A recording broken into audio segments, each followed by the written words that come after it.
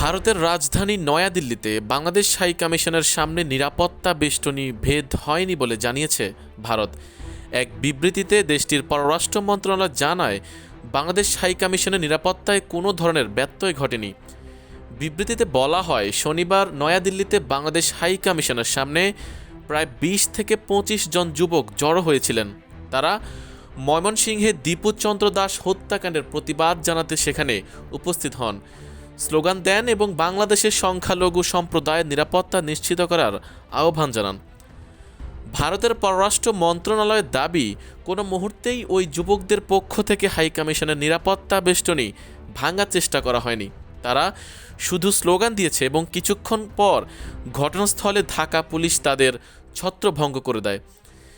বিবৃতিতে আরও বলা হয়, ভিয়েনা কনভেনশন অনুযায়ী ভারত তার ভূখণ্ডে থাকা বিদেশি মিশন ও পোস্টের নিরাপত্তা নিশ্চিত করতে প্রতিশ্রুতিবদ্ধ। বাংলাদেশের চলমান পরিস্থিতির উপর ভারত নিবিড় নজর রাখছে বলেও জানায় দেশটির পররাষ্ট্র মন্ত্রণালয়। এর আগে দিল্লিতে থাকা বাংলাদেশের হাইকমিশন সূত্র জানায়, দিল্লিতে নিযুক্ত বাংলাদেশের হাইকমিশনার রিয়াজ হামিদুল্লাহকে চিৎকার চেঁচামেচি করে হুমকি দেন ২০ থেকে ২৫ জন ভারতীয়দের একটি দল।